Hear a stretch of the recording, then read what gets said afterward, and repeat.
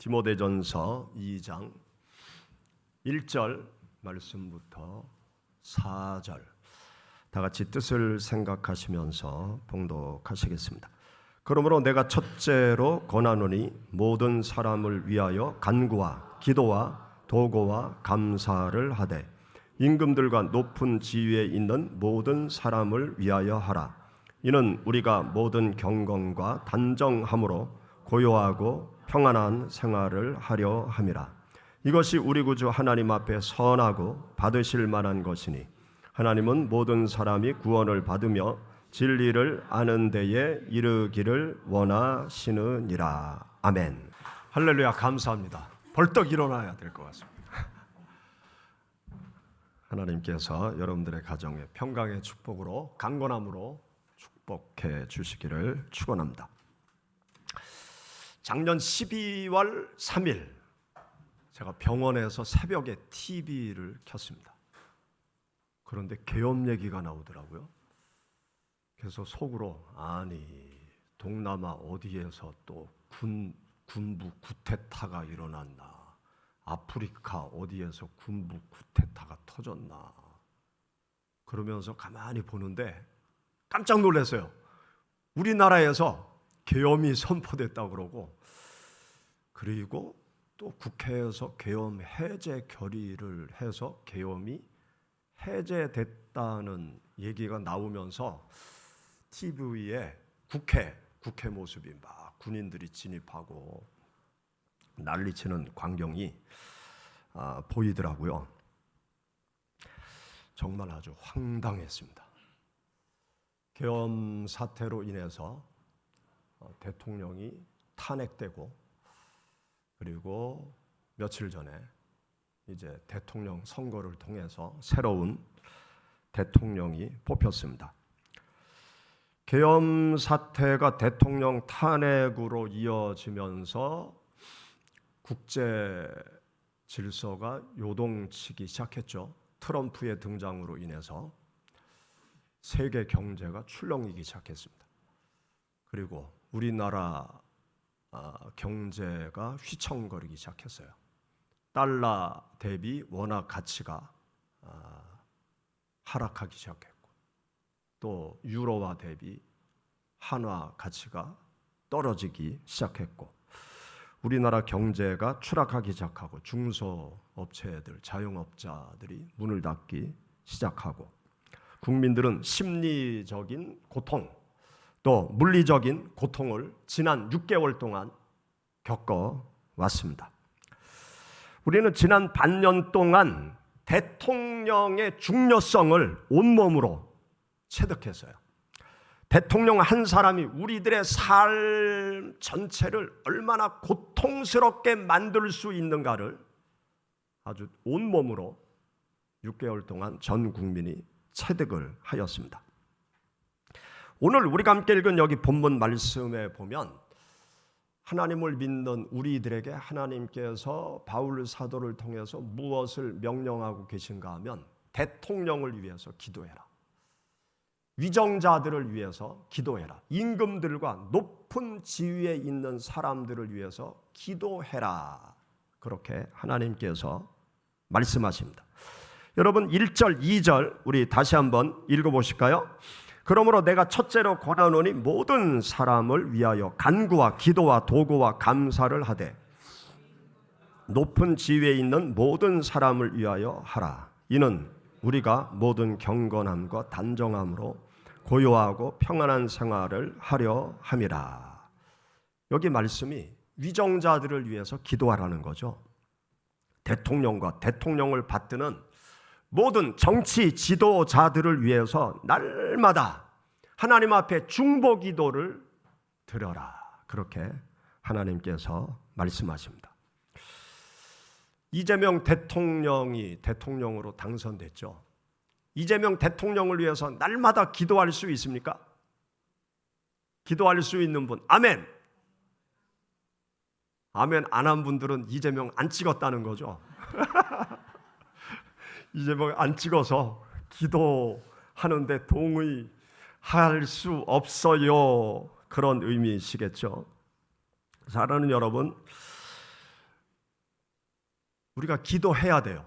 이재명을 찍었든 안 찍었든 이재명 대통령을 위해서 기도해야 되고, 국무총리를 위해서도 기도해야 되고, 비서실장을 위해서도 기도해야 되고, 비서실 참모들을 위해서, 또 앞으로 임명될 장관들을 위해서 우리가 열심히 하나님 앞에 기도해야 됩니다.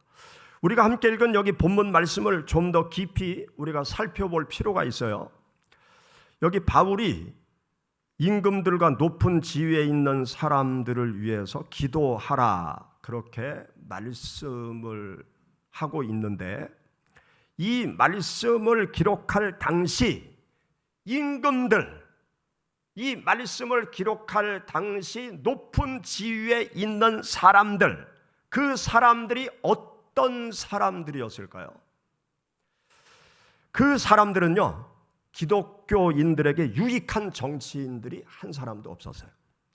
오히려 그때 당시에 임금들, 높은 지위에 있는 사람들은 기독교를 박해하던 불신자들의 정치 권력자들이었습니다.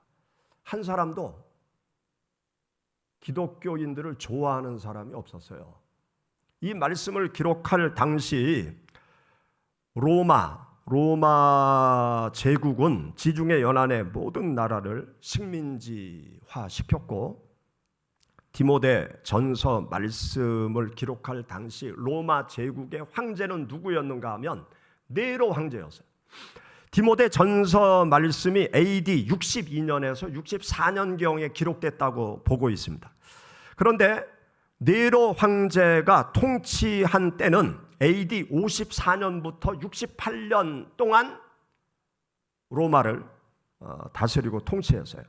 그러니까 디모데 전서를 기록할 당시 네로 황제가 로마를 다스리고 통치하고 있었을 때였습니다. 네로 황제의 집권 동안 전반기, 후반기로 나뉘어지는데, 네로 황제가 전반기 동안은요 온화한 정치를 했다고 그래요. 그의 참모가 세네카, 브루루스라는 참모들의 도움을 받아서 비교적 온화한 정치, 로마 시민들이 좋아하는 그러한 황제였다고 합니다. 그런데 AD 59년 이후 점진적으로 폭군으로 바뀌어져 갔다고 합니다. 그리고 AD 64년 네로가 로마 구시가지에 불을 질렀어요. 그리고 그 책임이 자기한테 오는 것을 알고 기독교인들한테 책임을 뒤집어 씌웠습니다. 그리고 그것을 빌미로 기독교인들을 본격적으로 박해하기 시작했어요. 그래서 예수 믿는 사람들을 잡아다가 짐승 가죽을 입혀서 사자가 뜯어먹게 만들고, 기독교인들을 잡아서 십자가에 매달아서 처참히 죽이고, 기독교인들을 사지를 찢어서 죽이면서 기독교인들을 박해하고 있을 그때가 바로 바울 사도가 이 말씀을 기록할 때였습니다. 그리고 로마는 300여 년 동안 기독교인들을 싫어했어요. 왜냐하면 로마의 모토, 로마 시민이 늘 외치는 그 한마디 문장이 있었는데, 카이사르 이즈 로드, 카이사르 카이사르는 우리의 주다, 우리의 주다, 그 말을 늘 외쳤습니다. 그런데 기독교인들은 그렇게 외치지 않았어요. Jesus is Lord, 예수 그리스도는 우리의 주시다, 예수 그리스도가 주인이다, 황제가 우리의 주인이 아니고 예수님이 나의 주인이시다, 그렇게 기독교인들은 늘 외쳤어요. 그래서 로마인들이, 정치인들이 기독교인들을 싫어했어요. 황제를 인정해야 되는데 예수님을 주인으로 늘 외치니까 이 로마의 외침과 충돌을 했던 거죠. 그래서 로마는 특히 정치인들은 기독교인들을 아주 싫어했던 것입니다. 그래서 핍박을 가했던 거죠.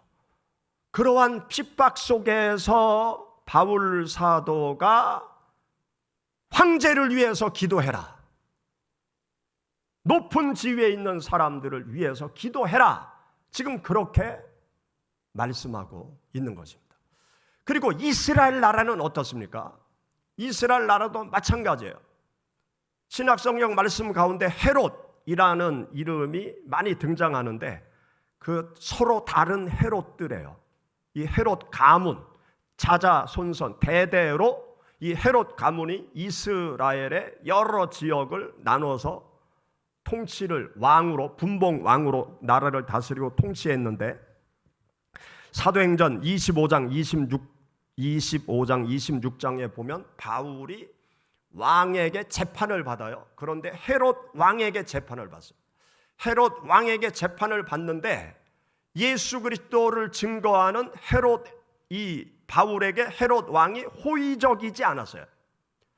이 헤롯 왕은 로마의 꼭두각시 노릇을 하면서 이스라엘의 기득권층의 지지를 받으면서 자신의 왕권을 누리고 있는 그런 사람이었어요. 그래서 이 헤롯 왕은 늘 기득권 세력을 옹호하고 기득권 세력의 의견을 쫓아갔습니다. 그때 당시에 기득권 세력은 제사장, 바리새파 사람들, 사두개파 사람들, 서기관 사람들, 이런 사람들이 기득권 세력이었어요. 이 사람들의 말을 들으면서 어떻게 해서든지 그 사람들의 마음을 기쁘게 해줘서 자신의 그 정치적인 입지를 굳혀가면서 왕으로 생활하려고 했던 사람, 그 사람이 헤롯 왕이었어요. 그런데 기득권 세력들은 예수를 싫어했어요. 예수님을 따르는 자들을 싫어했어요. 그래서 바울이 변화되기 전에 사울이라는 이름을 가지고 있을 때 이 바리새파의 청년 골수분자인 사울이 기독교인들을 앞장서서 잡아들여서 감옥에 가두고 죽이는 일을 했던 것이죠.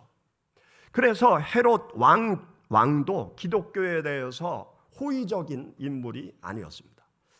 그런데 바울 사도는 여기 본문 말씀에서 헤롯 왕을 위해서 기도해라. 우리를 핍박하고 우리에게 고통을 주는 헤롯 왕을 위해서도 기도하고 기득권 세력, 그 정치 지도자들을 위해서도 기도를 해야 된다. 그렇게 지금 말씀을 하고 있는 것입니다. 교회를 불태우고 형제들을 십자가에 못 박고 사람들을, 기독교인들을 사자밥으로 내어주는 왕들, 황제를 위해서 기도하라. 그렇게 하나님께서 명령하시는 거죠. 우리가 그때 당시 살고 있었다라고 그러면 이 말씀을 우리가 실천할 수 있을까요? 쉽게 받아들일 수 있을까요? 결코 쉬운 말씀이 아닌 것이죠. 기독교를 핍박하는 임금들을 위해서 기도하라. 이 말씀은요, 주님의 사랑의 정신이 담겨져 있는 말씀이에요. 예수님께서 십자가에 못 박혀 죽으실 때 십자가 위에서 어떤 기도를 드리셨습니까? 당신을 창으로 찔러 죽이는 그들을 바라보면서 하나님께 기도하죠.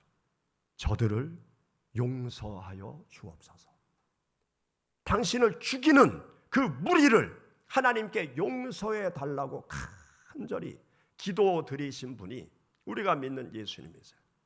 예수 그리스도의 사랑의 정신이 담긴 본문 말씀이 바로 임금들을 위해서 기도해라. 핍박하는 정치 지도자들, 권세 있는 자들을 위해서 기도하라. 그렇게 우리에게 말씀하고 있는 것입니다.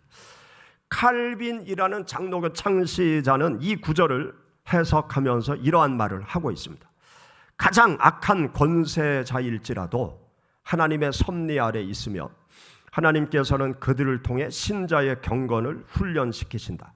그러므로 기도는 그들에 대한 심판이 아니라 하나님께 맡기는 위탁이다.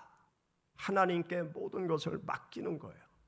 하나님의 주권 속에 모든 것이 되어지기 때문에 하나님이 이 문제를 해결해 달라고 기도하면서 맡기는 것이죠. 또 존 파이퍼라는 신학자는 이러한 말을 했습니다. 하나님은 선하신 목적을 위해 심지어 사악한 통치자들도 사용하신다. 그런 표현을 했습니다. 선한 목적을 위해서 사악한 통치자도 하나님께서 들어 쓰신다는 거죠. 기도는 위정자들의 회개와 정의 실천을 위한 강력한 무기가 되어질 수 있는 것입니다. 여러분, 내 마음에 들지 않는 대통령이라 할지라도요, 하나님의 명령을 따라서 예수 그리스도를 믿는 우리들은 대통령을 위해서 날마다 기도해야 됩니다. 이재명 대통령을 위해서 기도할 수 있겠습니까? 아멘. 아직도 아멘 안 하십니까? 이재명 대통령을 위해서 기도하시기 바랍니다. 저는 이재명 대통령과 만나본 적도 없고 대통령을 위해서 기도하라고 설교하라고 그런 설교를 하라고 저한테 제가 들은 것도 없지만 제가 이재명 대통령이 당선되면서 바로 이 말씀이 생각나더라고요. 대통령을 위해서 기도해야 되겠다. 그런 마음이 감동이 왔습니다. 이재명 대통령을 위해서 또 위정자들을 위해서 우리가 기도할 때 구체적으로 무엇을 위해서 기도해야 될까요? 우리가 함께 읽은 본문 말씀에 보면 명확하게 두 가지를 우리들에게 가르쳐주고 있습니다. 첫째로는 대통령이 정치를 잘해서 우리들이 편안한 중에 신앙생활 할 수 있도록 기도해라는 거예요. 또 대통령이 정치를 잘해서 평안하게 국민들이 생활할 수 있게 해달라고, 국민들의 평안을 위해서, 우리 신앙인들의 평안을 위해서 대통령이 나라를 잘 다스리고 통치할 수 있기를 위해서 하나님 앞에 기도해라, 그렇게 말씀하고 있습니다. 여러분, 2절 말씀 우리 다시 읽어볼까요? 임금들과 높은 지위에 있는 모든 사람을 위하여 하라. 이는 우리가 모든 경건과 단정함으로 고요하고 평안한 생활을 하려 함이라. 평안하고 고요하게 경건한 신앙생활을 할 수 있도록 하는 영향력을 끼칠 수 있는 사람이 지도자라는 거예요. 지도자가 나라를 잘 다스리고 통치해야 우리가 평안하게 신앙생활하고 평안하게 먹고 살 수 있다는 거죠. 그것을 위해서 대통령이, 위정자들이 정치를 잘하도록 기도해라, 그렇게 말씀하고 있는 것입니다. 국제 정세를 보면은요, 아주 변화무쌍합니다. 그리고 국제 질서가 아주 요동치고 있어요. 요즘은 무엇이 옳고 무엇이 그른지 알 수가 없는 그런 시대예요. 공산주의 국가가 옳은지 민주주의 국가가 옳은지 헷갈리는 시대예요. 트럼프가 옳은지 시진핑이 옳은지 헷갈리는 시대예요. 중국의 시진핑은 시장 경제를 요즘 얘기하고요, 미국의 트럼프는 완전히 시장 경제가 아닌 국가 통제의 경제를 이야기하고 있어요. 그래서 자기가 마음대로 세계 경제를 쥐락펴락 하려고 자유로운 시장 경제 시스템을 얘기하지 않고 이게 막 뒤바뀐 것 같아요. 민주주의, 공산주의가 막 뒤바뀐 것 같아요. 도대체 무엇이 옳고 무엇이 그른지 헷갈리는 시대에 우리가 살고 있다고요. 이 국제 변화에 대응을 잘못하게 되면 우리 경제가 엉망이 될 수 있고요, 국제 변화에 잘못된 대응을 하면 우리들의 경제 생활이 아주 어려워질 수 있는 아주 이상한 시대에 우리 모두가 살고 있습니다. 우리 한반도 반만년의 역사를 살펴보면은요, 편안한 때, 아주 편안한 때, 그 편안한 때가 있었는데, 편안한 때는 이 한반도의 국력이 강할 때가 아니었어요. 국력이라는 것은 국방력, 경제력, 기술력, 이것을 고루 갖춰야 국력이 강한 나라거든요. 그런데 이 한반도라는 이 땅에서 국력이 강하고 경제력이 강하고 기술력이 강해서 이 동남아에서 호령치며 살던 때가 없어요. 그럼 언제 편안하게 살았느냐? 외교를 잘하는 왕이 있을 때만 우리나라가 편안하게 잘 살았어요. 이 중국과 외교를 잘하고 강대국과 외교를 잘할 때만 우리나라가 평안했어요. 우리나라가 세계 경제 대국이 됐다고 얘기를 하잖아요. 그런데 아직도 멀었어요. 우리나라의 국방력이 얼마나 셀까요? 원자폭탄 하나면 끝나버려요. 재래식 무기 아무리 많아도 원자폭탄 하나면 다 끝나버려요. 국방력이 얼마나 셉니까? 재래식 무기는 강한 나라라고 말하고 있는데 원자폭탄이 없어요. 그럼 국방력이 약한 거예요. 경제력, 세계 10위권 안에 드는 경제 대국 그렇게 얘기하는데 미국이 한번 기침하면 한국은 난리 나죠. 경제력 결코 강한 나라가 아닙니다. 기술력, 중국한테 지금 다 뒤지고 있어요. 대한민국이 기술이 좋다고 얘기하는데 인공지능, 드론 중국이 다 잡았어요. 미국 외에 중국이 대한민국을 다 앞서가고 있다니까요. 지금 일본, 러시아, 미국 이러한 틈바구니에서 대한민국이 평안할 수 있는 길은 외교를 잘해야 됩니다. 대통령이 올바른 분별력을 가지고 외교를 잘해 나가면서 우리의 힘을 잘 키워가야 편안한 생활을 할 수 있는 거예요. 여러분, 우리가 아무리 열심히 일을 한다고 해도요, 대통령이 엄한 짓 하니까 그냥 나라가 엉망진창이 돼버리잖아요. 대통령이 그만큼 중요한 거예요. 그래서 우리가 편안한 중에 신앙생활을 잘할 수 있도록 편안한 중에 우리 국민들이 경제활동하면서 또 취미활동하면서 여유롭게 살아가기 위해서 우리가 대통령과 위정자들을 위해서 날마다 하나님 앞에 기도해야 돼요. 싫든 좋든 기도해야 내가 편안하게 잘 살 수 있는 것입니다. 그것을 위해서 기도해라. 그렇게 하나님께서 말씀하세요. 그리고 두 번째로 위정자들의 영혼 구원을 위해서 하나님 앞에 간절히 기도해야 됩니다. 여러분 여기 3절 4절 우리 본문 읽어보실까요? 이것이 우리 구주 하나님 앞에 선하고 받으실 만한 것이니 모든 사람이 구원을 받으며 진리를 아는 데 이르기를 원하시느니라. 여기 보면 이것이 앞에 있는 위정자들을 위해서 기도하는 그 모든 것이 하나님 앞에 선한 것이다. 또 받으실 만한 것이다. 그러면서 하나님께서 간절히 원하는 게 뭐냐? 대통령이 구원받기를 원하고 위정자들이 구원받기를 원하는 것이 하나님 아버지의 마음이라는 거예요. 진리를 아는 데 이르기를 하나님께서 간절히 원하신다는 거예요.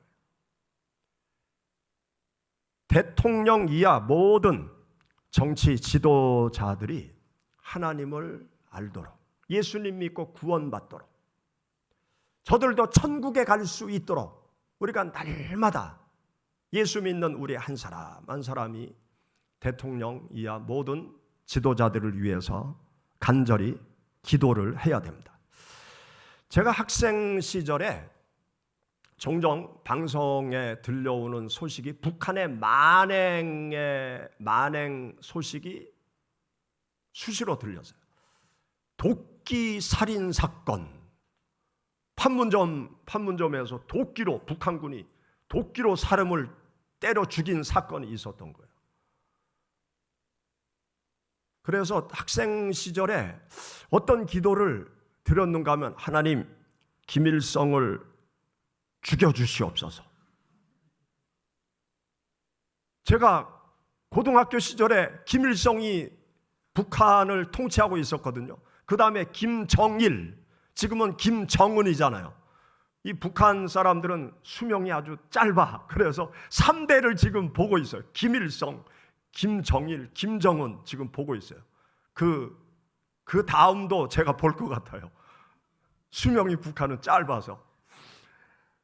그래서 이 김일성이가 있을 때 수시로 이상한 짓을 해가지고요, 그때마다 주여 하나님 아버지 김일성을 빨리 죽여 주옵소서, 그런 기도를 많이 했던 것 같아요. 참 어리석은 기도죠. 그런데 예수 믿는 사람이 그렇게 기도하면 하나님께서 들으실까? 하늘에서 김일성 죽여주시옵소서. 그럼 하나님이 그래 내가 네 기도를 들어주마, 그렇게 하나님이 역사하실까? 하나님이 그런 기도를 안 들어주시죠. 저주하는 기도, 예수 그리스도 믿는 성도들이 저주하는 기도를 해야 되겠습니까? 우리는 김정은을 위해서도 간절히 기도해야 돼요. 김정은을 위해서. 김정은이가 예수 그리스도를 믿게 해주세요. 죽기 전에 예수님을 믿게 해주세요. 김정은이가 문을 열게 해주세요. 복음의 문을 열고 남북 교류의 문을 열게 해 주시옵소서. 우리가 하나님 앞에 간절히 기도해야 됩니다. 북한의 수많은 기독교인들이 정말 눈물 나는, 피비린내 나는 그러한 신앙생활을 하고 있는데, 북한의 기독교인들이 자유롭게 신앙생활할 수 있도록 하나님께서 김정은의 마음에 문을 열어 주옵소서. 그 기도를 북한을 위해서까지도 우리가 기도해야 됩니다.